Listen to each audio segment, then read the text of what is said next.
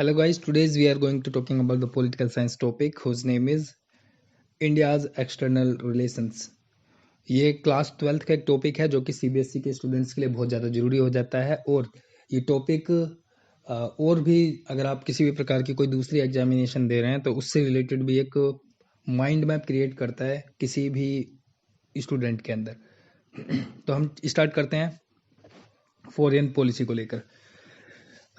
Every country established the relationship with the another countries according to the particular policies. These policies is called the foreign policy of that country. Okay, and the second point is the India also made the policy for making the relationship of the another countries, that is called as the Indian foreign policy. तो एक country जो किसी दूसरे countries के साथ relations को establish करती है फॉर अ पर्टिकुलर पॉलिसी के थ्रू, तो उसे हम बोलते हैं foreign policy of that country. India की फॉरेन पॉलिसी होती है कि जो इंडिया और दूसरा, अगर इंडिया किसी दूसरी कंट्री के साथ रिलेशंस को इस्टेब्लिश करता है किसी पॉलिसी के द्वारा, तो उसे हम बोलते हैं इंडियाज फॉरेन पॉलिसी। अब हम बात करते हैं कि जो two major element of the Indians foreign policy, Indian foreign policy के दो मेजर एलिमेंट्स क्या क्या होते हैं। पहला, respect the sovereignty of all nation, सभी जो नेशंस हैं उनकी सोवरेनिटी को रेस्पेक्ट करना, ये पहला पॉइंट है जिसमें हम ये कहते हैं as it is clear from the world that the sovereignty means the sovereign of oneself. It means that the rule of the country should be run according to its policy and no the country and the power should have any authority over it। मतलब ये है कि sovereignty का मतलब होता है कि India अपनी खुद की सोवर्निटी को शो करता है, जिसमें वो किसी के अधीन ना होकर या किसी दूसरे की पॉलिसी को अडोप्ट ना कर कर वो अपनी खुद की पॉलिसी और अपनी खुद की पावर को और अपनी खुद की अथॉरिटी को दर्शाता है।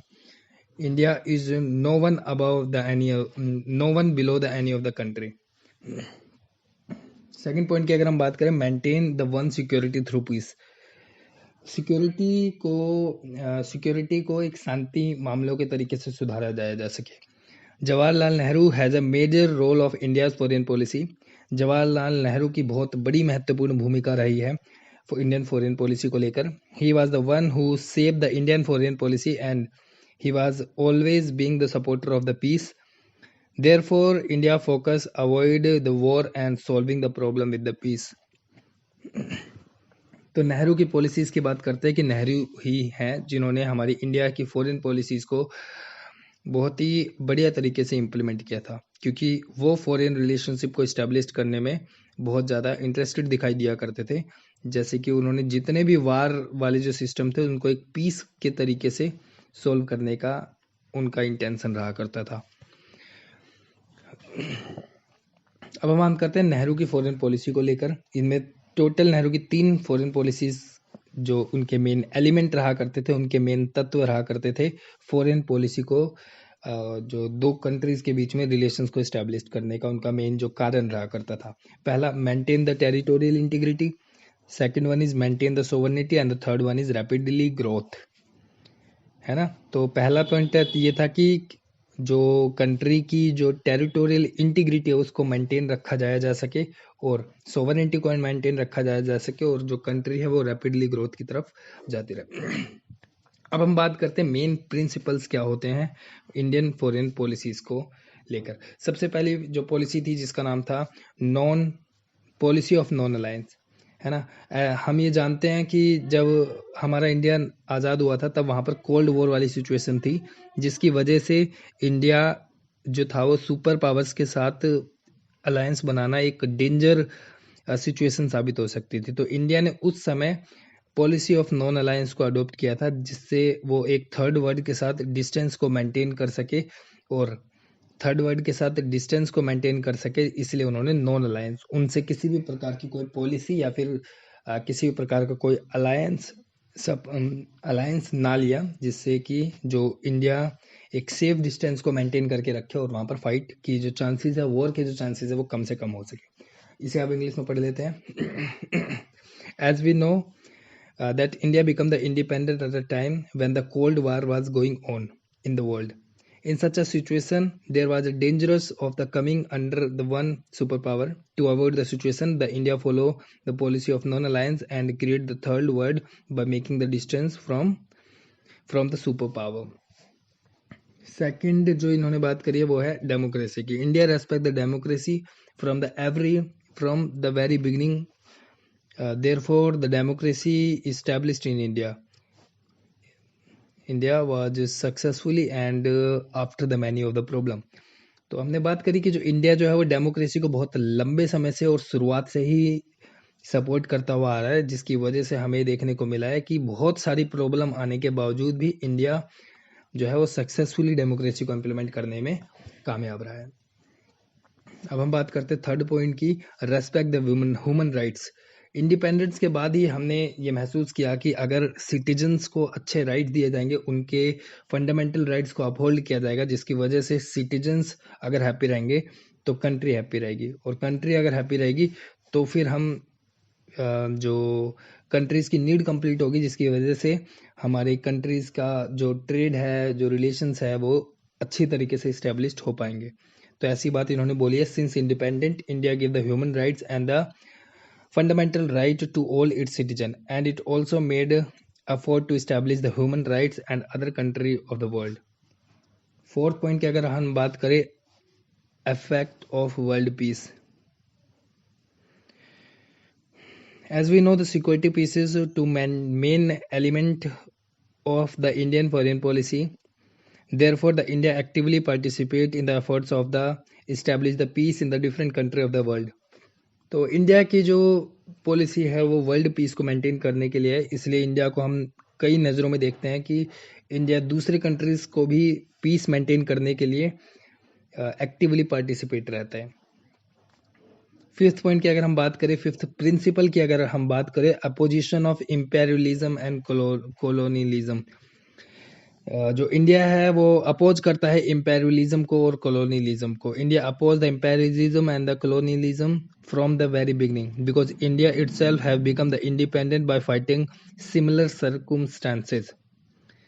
Imperialism and or colonialism is a kind of situation when the country occupy a small country and run it by our own system of the governance and exploit the resources in it. तो India जो है वो oppose करता है imperialism को और colonialism को, क्योंकि इंडिया शुरुआत से ही जो इंडिपेंडेंट के बाद इस तरीके के पर्टिकुलर सर्कमस्टांसेस से निपटता रहा है, और वो हरदम से ही बिगिनिंग से ही कॉलोनियलिज्म को और इम्पेरियलिज्म को बिगिनिंग से ही अपोज करता हुआ आया है. इम्पेरियलिज्म और कॉलोनियलिज्म एक इस तरीके की सिचुएशन होती है जिसमें एक कंट्री किसी छोटी कंट्री को कैप्चर कर लेती है, ऑक्यूपाई कर लेती है, और फिर उसको अपने खुद के रूल्स रेगुलेशंस के साथ गवर्न करती है और उनके जो रिसोर्सेज होती है उनको एक्सप्लॉइट करती है. तो इसलिए इम्पेरियलिज्म और कॉलोनियलिज्म को अपोज करना इंडिया का मेन कारण हो जाता है. सिक्स्थ पॉइंट की अगर हम बात करें तो promote the world peace and the friendship.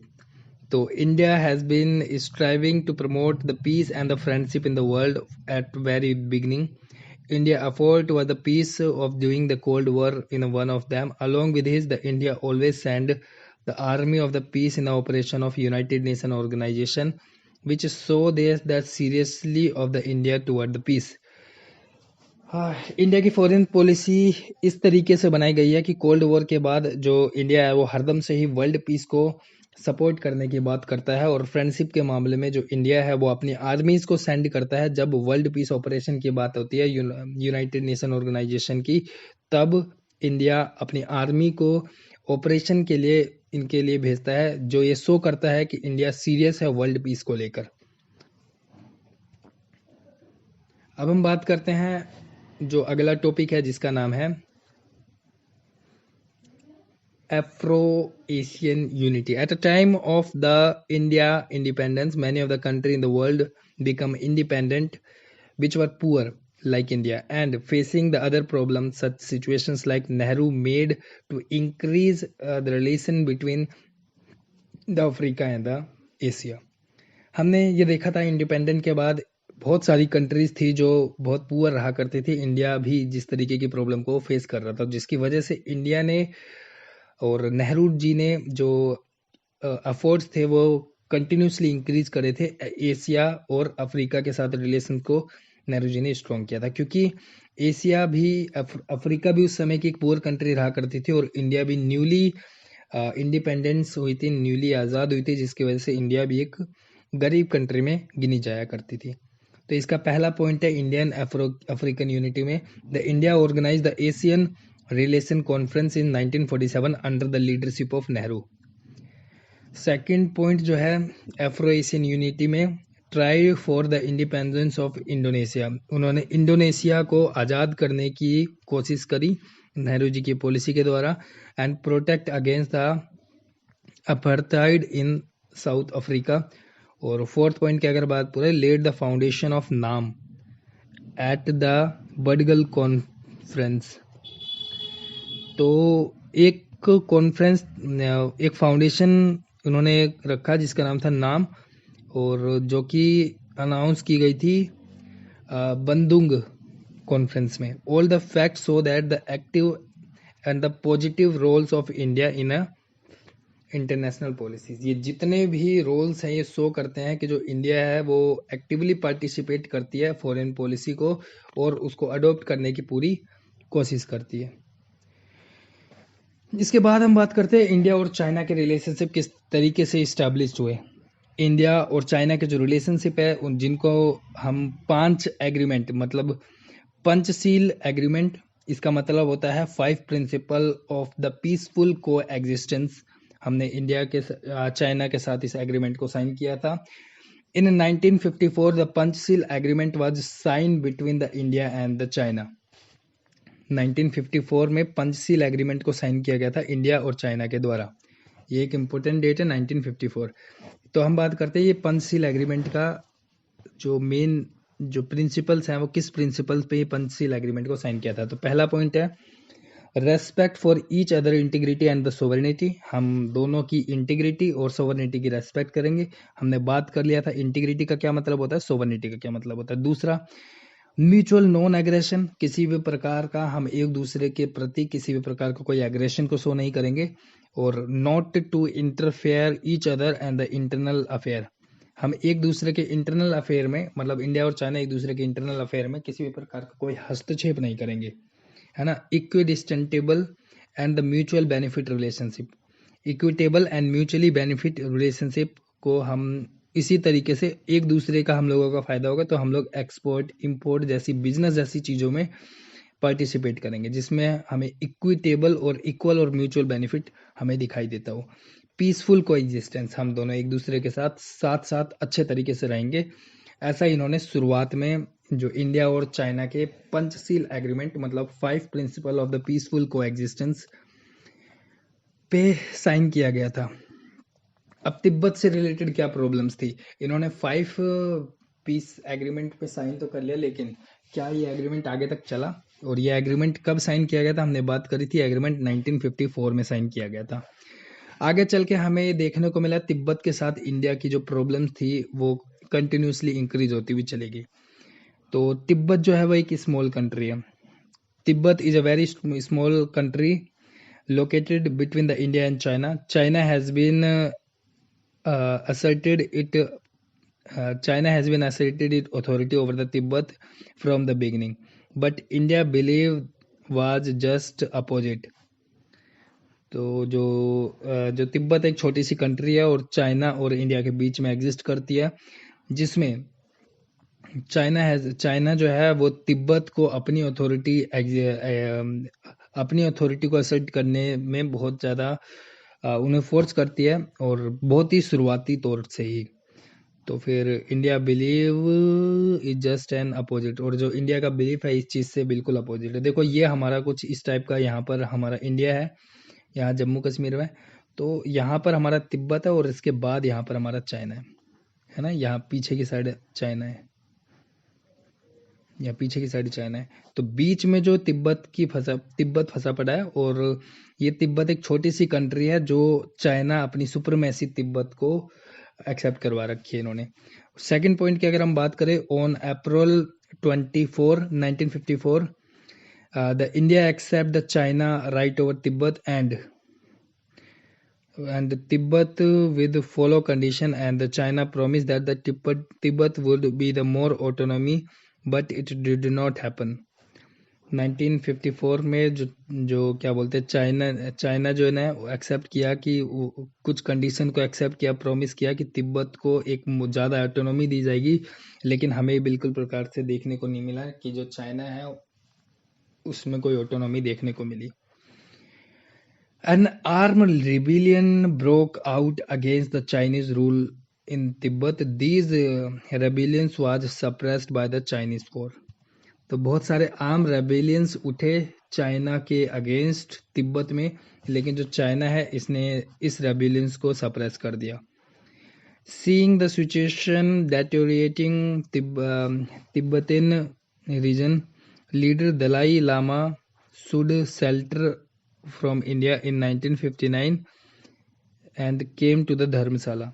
तो जो दलाई लामा इनका लीडर था, ये सिचुएशन जब बहुत ज़्यादा बिगड़ने लगी, जो तिब्बत के रीजन के जो एक लीडर थे जिनका नाम था दलाई लामा, उन्होंने इंडिया से मदद मांगी थी 1959 में, और वो इंडिया के धर्मशाला में कई दिनों तक रहकर भी गए थे. China called this move interfere in the internal affair and strongly opposed to the move. तो फिर इस रीजन से जब इंडिया के उनके जो बहुत रिलीजियस लीडर थे जिनका नाम था दलाई लामा, उन्होंने इंडिया में 1959 से इंडिया में वो रह रहे थे और उनको धर्मशाला में जगह दी गई थी इंडिया के द्वारा. तो चाइना ने इस चीज़ को लेकर ये कहा था कि जो इंडिया है वो चाइना की इंटरनल पॉलिटिक्स में पार्टिसिपेट ले रहा है, जो कि सही नहीं है. तो जो तिब्बत के साथ इसके कई सारे प्रॉब्लम्स हुए थे. पहला पॉइंट हमने बात करी थी, जो चाइना है, जो तिब्बत है वो चाइना और इंडिया के बीच में एग्जिस्ट करता है, और इनकी रिलेशनशिप के बारे में हमने पढ़ा कि 24 अप्रैल 1954 में जो चाइना है उसने तिब्बत को अपनी सुप्रीमेसी को एक्सेप्ट करवाने की, अपनी सुप्रीमेसी और अपनी ऑटोनॉमी उन्होंने तिब्बत में इस्टेब्लिश कर ली, जिसकी वजह से आर्म रिबेलियन छूट गया, और जो तिब्बत है, तिब्बत के आर्म रिबेलियन को चाइनीज़ फोर्सेस ने दबा दिया. फिर अगली बात हमने करी, जो उनके रिलीजियस लीडर थे जिनका नाम था दलाई लामा, तो दलाई लामा भागकर इंडिया आ गए थे 1959 में, और जहाँ पर वो आकर इंडिया के धर्मशाला में कई दिन रह कर गए थे. फिर हम बात करते हैं इंडिया जो है इसने इस चीज़ में इंटरफेयर करा. तो चाइना का इस चीज़ को लेकर ये कहना था कि इंडिया जो है वो हमारे इंटरनल रिलेशन में इंटरफेयर कर रही है, जो कि सही नहीं है. तो जो रिलेशनशिप रहे हमारे चाइना के साथ यहीं से ही बिगड़ गए थे.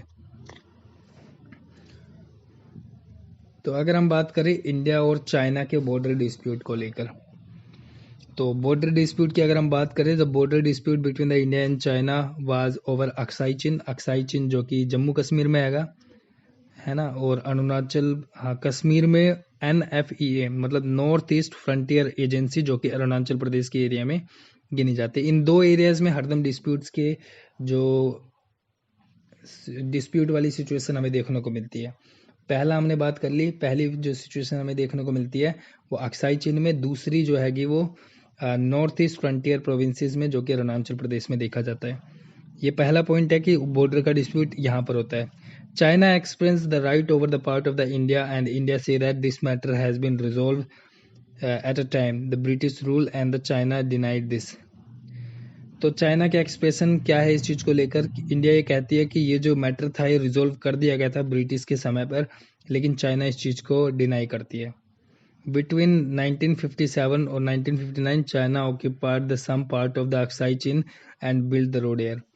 तो 1957 में और 1959 में हमने देखा था कि जो चाइना है उसने अक्साई चिन्ह पे रोड की डेवलपमेंट का कंस्ट्रक्शन स्टार्ट कर दिया था, जिसकी वजह से इंडिया और चाइना के जो रिलेशंस थे और भी ज़्यादा बिगड़ गए थे. A lot of discuss took place between the leader of both countries, but the problem could not resolve yet. Many times there was a skirmish between the armies and the both of the countries, but no solution were found. तो बहुत सारी countries में, जो हम दोनों की countries, जो India और चाइना की कंट्रीज में इस चीज़ को लेकर बहुत ज़्यादा डिस्कस हुआ, लेकिन ये जो प्रॉब्लम है is not solve yet. Due to the Panchsheel agreement, the trust in China, the Nehru never felt that the China could attack the India, but this time the Nehru was proved wrong.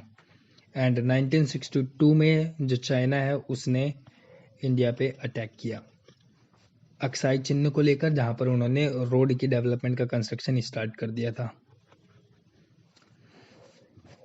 अब हम वार की बात करते हैं कि वार क्या हुई थी।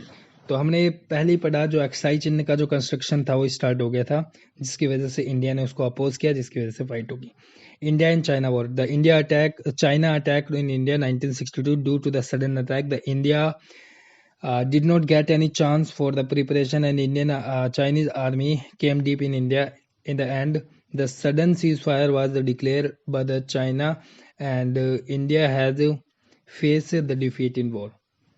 तो रीज़न क्या बताया जाता है कि जो इंडिया है इस वॉर में हार गया था 1962 वाली वॉर में। इसका सबसे बड़ा रीज़न ये बताया जाता है कि इंडिया को प्रिपरेशन की टाइमिंग नहीं मिली थी, चाइना इसलिए इंडिया के बहुत ज़्यादा अंदर एंटर कर गया था, और ये सडन सीज फायर देखने को मिली थी, और इंडिया जो है इस बार बहुत बुरी हार देखने को मिली इस 1962 में। अब हम देखते हैं कि इस रिजल्ट्स के वॉर, जो इस वॉर के इंडिया को क्या क्या रिजल्ट देखने को मिले। पहला देखने को मिला, उन्होंने इंडिया जो है वो बहुत बुरी तरह हारेगी। इंडिया की जो फॉरेन पॉलिसी है उसको क्रिटिसाइज किया गया। बहुत सारे जो मिलिट्री कमांडर्स थे उन्होंने रिजाइन दे दिया। जो डिफेंस मिनिस्टर थे उस समय के, जिसका नाम है कृष्णा मेनन, उन्होंने भी कैबिनेट से रिजाइन दे दिया। For the first time non confidential motion start हो गया गवर्नमेंट के अगेंस्ट। नॉन कॉन्फिडेंस मोशन मतलब कि हम जो गवर्नमेंट का किसी भी प्रकार का कोई भी रूल्स नहीं मानेंगे। अगली बात हमने देखी कि द कम्युनिस्ट पार्टी ऑफ जो इंडिया है वो दो पार्ट में डिवाइड हो गई, और नेहरू की जो इमेज है वो बहुत बुरी तरीके से डैमेज हो गई इस वॉर की वजह से। चाइना और इंडिया की वॉर की वजह से जो हमारे नेहरू जी की जो इमेज है वो बहुत बुरी तरीके से डैमेज हो गई। तो अब हम बात करते हैं इंडिया और रशिया के जो रिलेशंस है उनके बारे में। इंडिया और रशिया की फॉरेन पॉलिसीज़ को लेकर हमने स्टार्टिंग से देखा है, इंडिया और रशिया के जो रिलेशंस है वो काफ़ी ज़्यादा अच्छे रहे हैं शुरुआती तौर से ही। और Russia has been helping India in a very beginning.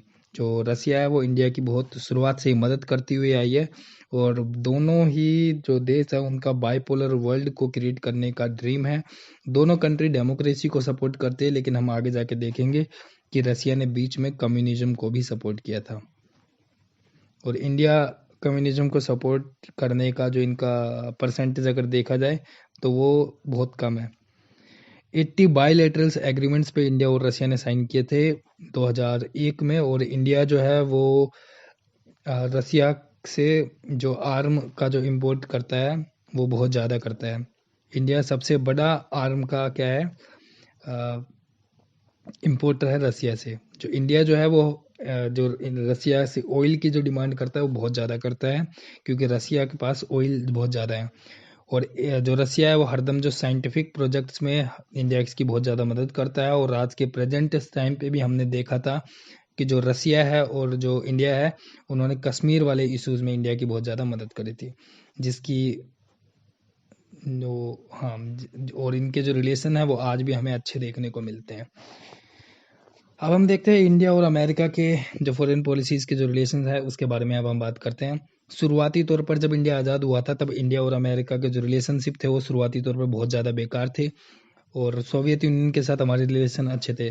फिर अगर हम बात करें जो सोवियत यूनियन डिजोल्व हो गया था 1991 में, फिर उसके बाद हमारे जो इंडिया और अमेरिका के बीच में जो रिलेशंस थे वो इम्प्रूव हुए, और आज के समय पे इंडिया और अमेरिका के जो रिलेशंस है वो बहुत अच्छे हैं। हाँ, relationship between the India and America. तो अगर हम बात करें 65% जो इंडिया के सॉफ्टवेयर है वो यूएस से एक्सपोर्ट किए जाते हैं, और 35% जो एम्प्लॉयमेंट है वो अमेरिकन कंपनीज इंडियंस को देती है, और जो 3 लाख इंडियन जो है वो सिलिकॉन वैली में वर्क करते हैं, जो कि अमेरिका के जनरेटेड है। और फोर्थ पॉइंट की अगर हम बात करें तो इंडिया जो है, जो अमेरिकन कंपनी जो है वो इंडियन लोगों को वर्क देती है, जो कि बहुत ज़्यादा हाईली कंट्रीब्यूशन है उनकी कंपनीज में। इंडिया और इजराइल के रिलेशनशिप के बारे में एनसीईआरटी में मेंशन नहीं किया हुआ है, तो हम इसको नहीं पढ़ते हैं। अब हम पढ़ते हैं इंडिया और जो पाकिस्तान है उनके रिलेशनशिप के बारे में हम बात करते हैं। इंडिया और पाकिस्तान के जो रिलेशनशिप रहे हैं बहुत ज़्यादा प्रॉब्लमेटिक रहे हैं, क्योंकि इंडिया और पाकिस्तान एक साथ पहले एक ही कंट्री में आया करते थे, लेकिन कुछ डिस्प्यूट के कारण इंडिया और पाकिस्तान अलग हो गए थे, और जिसकी वजह से हमें शुरुआती तौर पे ही हमें पोस्ट इंडिपेंडेंट एरा के बाद हमें इंडिया और पाकिस्तान में बहुत ज़्यादा जो पार्टिसिपेशन के बाद बहुत ज़्यादा डिस्प्यूट्स देखने को मिले हैं। इंडिया और पाकिस्तान से इससे रिलेटेड बहुत ज़्यादा वॉर्स हुई हैं। तो टोटल वॉर की बात की गई तो इसमें टोटल 4 वॉर्स मेंशन की हुई है। तो अब हम बात करते हैं रीजन क्या थे इस वॉर्स को लेकर। पहला कश्मीर डिस्प्यूट, बॉर्डर डिस्प्यूट है ना, और support the territory by the Pakistan है ना, और पाकिस्तान जो है वो सेपरेटिज्म पे सपोर्ट करता था, और रिवर के डिस्प्यूट को लेकर आज भी हमें फाइट देखने को मिलती है।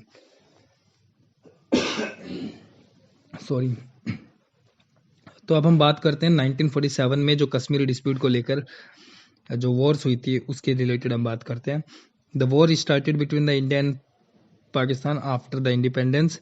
और सेकंड पॉइंट की बात करें, रीजन क्या था इसका, कश्मीर था, और इस वॉर में इंडिया जीत गया था। 1965 की अगर हम बात करें तो रिवर डिस्प्यूट को लेकर यहाँ पर वो हुए थे, फाइट हुई थी। तो जो India problem did not ended with the China, है ना। तो 1962 में इंडिया चाइना के साथ लड़ाई में हार चुका था, और अब रिवर डिस्प्यूट को लेकर इंडिया और पाकिस्तान में प्रॉब्लम आ गई थी। 1965 में द वॉर ब्रोक आउट। अब 1965 में फिर से वॉर ब्रोक आउट हो गई है इंडिया और पाकिस्तान के बीच में, और ये सबसे बड़ी प्रॉब्लम का क्या रीज़न है, water dispute. In the end India defeated Pakistan very comfortably. India जो है वो पाकिस्तान को हरा देता बहुत आराम से। फिर उसके बाद जो था वो तस्कीनत एग्रीमेंट साइन किया गया 1966 में। प्राइम मिनिस्टर जो थे इंडिया के वो थे लाल बहादुर शास्त्री, और जो प्रेसिडेंट थे पाकिस्तान के जिसका नाम था अयूब खान। और ये एग्री हो गए, और जितने भी डिस्प्यूट है उन डिस्प्यूट को लेकर एक एग्रीमेंट साइन हो गया था, और वो लोग ये दोनों आपस में एक दूसरे से एग्रीड हो गए थे। कौन थे उस समय इंडिया के पीएम? लाल बहादुर शास्त्री, और पाकिस्तान के पीएम थे अयूब खान। अब हम बात करते हैं बांग्लादेश के बारे में कि 1971 started the India and Pakistan due to the problem of the East Pakistan. This war ended with the victory of India, the independence of the East Pakistan, and created the new country whose name is Bangladesh. तो हमने देखो ये इस तरीके से हमारी country थी, यहाँ पर पाकिस्तान है, और ये इसको बना दिया था ईस्ट पाकिस्तान। तो जिसकी वजह से बाद में 1971 में इसका नाम ईस्ट पाकिस्तान से हटाकर इसका नाम बांग्लादेश रख दिया गया था, और एक नई कंट्री बना दी गई थी। असलियत में इसको पाकिस्तान के नाम से ही जाना जाता था। In 1972 Simla agreement was sign between the prime minister of Indira Gandhi of India and the president whose name is Zulfikar Ali Bhutto in Pakistan was aim to resolving the dispute through the dialogues of the and maintaining the peace. तो फिर सिमला agreement sign किया गया था 1972 में, जब हमारी प्रधानमंत्री थी जिनका नाम था इंदिरा गांधी, और पाकिस्तान के प्रधानमंत्री थी जुल्फिकार अली भुट्टो। ठीक है ना। पाकिस्तान के जो प्रेसिडेंट थे उनका नाम था जुल्फिकार अली भुट्टो। फिर उसके बाद हमें देखने को मिली कारगिल वॉर, जो कि 1999 में हमें देखने को मिली थी। It was due to the deployments of the infiltration of the Kargil region in 1999. The Operation Vijay was launched to drive through the infiltration of the 60-day long war. The India completely destroyed the Pakistan army. ये जो war थी Kargil war 60 दिन तक चली, और India ने बहुत बुरी तरह पाकिस्तान आर्मी को डिफीट किया, ऐसी बात इन्होंने यहाँ पर लिखी है। इन 1999 द लाहौर एग्रीमेंट को साइन किया गया between India and Pakistan. These two country maintain the stability and peace. It was sign by the prime minister of India whose name is Atal Bihari Vajpayee and the prime minister of the Pakistan whose name is Nawaz Sharif. तो ये all over बात है कि India और पाकिस्तान के बीच में किस तरीके से डिस्प्यूट रहे। पहले डिस्प्यूट हमने पढ़ा कश्मीर डिस्प्यूट, जिसमें वॉर हुई थी, जिसमें इंडिया जो थी वो जीत गई थी 1947 में। रिवर डिस्प्यूट को लेकर फाइट हुई थी 1965 में, जिसमें इंडिया फिर से जीत गई थी, और बहुत आराम से इंडिया ने इसको जिता दिया था। बांग्लादेश का डिस्प्यूट जो था, जो ईस्ट पाकिस्तान का था, 1971 में उन्होंने बांग्लादेश बना दिया था और 1972 में शिमला एग्रीमेंट साइन किया गया था इंदिरा गांधी और उनके जो प्रेसिडेंट थे जिनका नाम था जुल्फिकार अली भुट्टो, जो कि पाकिस्तान के प्रेसिडेंट थे, जिनका एम था मेंटेन करना पीस को। 1999 में कारगिल वॉर हुआ था जो कि 60 दिन तक चला था और इसमें जो पाकिस्तान आर्मी थी उसको कंप्लीटली डिस्ट्रॉय कर दिया गया था इंडियन आर्मी के द्वारा। उसके बाद लाहौर एग्रीमेंट साइन किया गया था हमारे हमारे जो पीएम थे उस समय के, जिनका नाम था इंडिया के पीएम थे जिनका नाम था अटल बिहारी वाजपेयी, और जो प्राइम मिनिस्टर थे पाकिस्तान का जिनका नाम था नवाज शरीफ। आगे हम बात करते हैं इंडिया और जो नेपाल को लेकर क्या क्या कॉन्फ्लिक्ट रहे हैं और हिस्टोरिकल क्या क्या बात रही।